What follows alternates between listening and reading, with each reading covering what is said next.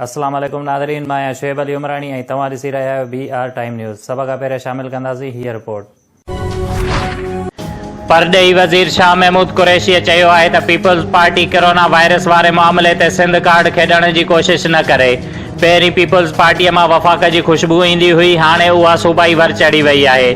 क़ौमी असैम्बलीअ में corona virus ते बहस दौरान ॻाल्हाईंदे परॾेही वज़ीर चयो त आलमी वबा खे गॾिजी मुंहुं ॾियणो पवंदो। ख्वाजा आसिफ चयो त वफ़ाक़ी सरकार वक़्त सिर लॉकडाउन लॻाए हा त मुल्क में कोरोना विघे माण्हू न मरनि हा, मुल्क में वायरस अञा चोट चढ़ंदो। वज़ीर आज़म इमरान खान जी सदारत हेठि कोरोना वायरस जे सूरत हाल बाबति इजलास। रिथाबंदीअ वारे वज़ीर असद उमर लॉकडाउन खां पोइ मुल्क जी मुआइशी सूरत हाल ते ब्रीफिंग ॾिनी ऐं अवाम लाइ रिलीफ पैकेज जो बि जाइज़ो। वज़ीर आज़म सां मुआइशी टीम बि मुलाक़ात कई। सुभाणे वफ़ाक़ी काबीना जो इजलास बि तलब। कोरोना वायरस सिंध में वधीक 11 हयातियूं खसे वरितियूं। फौतियुनि जो अंगु 200 थी वियो।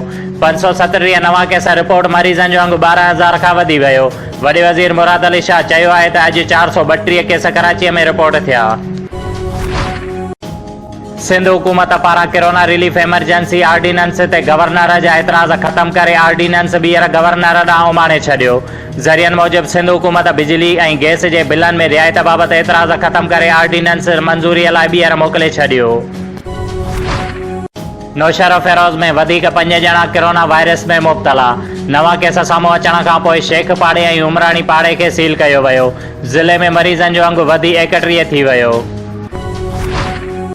सिंध में 1.5 महीने खां पोइ नंढा कारोबार ऐं मर्कज़ खुली विया।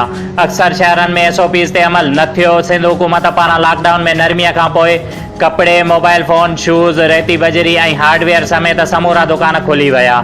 तालीमी इदारा, transport, shopping centre, beauty parlour, salon ऐं पार्क बंदि हूंदा।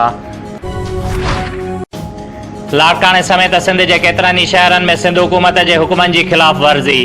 पुलिस कारोबार खोलण न ॾिना। लाड़काणे जे बाज़ारुनि में पुलिस खुलियल दुकान बि बंदि कराए छॾिया। खानपुर मार में बि दुकानदारनि मथां पुलिस कड़की पई। नौजवाननि ते तशद्दुद। रतोदेरो में बि दुकान खोलींदड़नि खे पुलिस धमकाईंदी रही। वापारियुनि जो एहतजाज। पीर ॻोठ में कारोबार खोलण जी इजाज़त न ॾियण ख़िलाफ़ दुकानदारनि जो रैली मार्च। मुज़ाहिरीन चयो त सियासी इंतकाम जो निशानो बणाए ग़लति कोरोना रिपोर्ट्स ॾिनियूं वयूं आहिनि। शराफी ॻोठ मां 4 ॾींहं अॻु अगवा थियल 14 सालनि जी निगरी सलमा धीउ मोहम्मद उर्स बाज़ियाब। शराफी थाणे जे इंस्पेक्टर हसन सेतो जी पुलिस पार्टीअ जे जवाननि भेटाईआबाद में कामयाब कार्रवाई करे सलमा खे आज़ाद कराइण में कामयाब, जॾहिं त जवाबदार फरार थियण में कामयाब। मज़दूरनि जो बिलावल चोरगीअ ते एहतिजाजी मुज़ाहिरो, जंहिं ते मज़दूरनि खे कंपनीअ मां कढण नामंज़ूर जा नारा हंया ऐं उन्हनि हुकूमत खां अपील कई आहे त कंपनियुनि ख़िलाफ़ एक्शन खंयो वञे। मज़दूरनि खे कंपनियुनि जे तरफ़ खां पघारूं ॾिनियूं वञनि ऐं कंहिं बि मज़दूर खे नौकरीअ मां न कढियो वञे।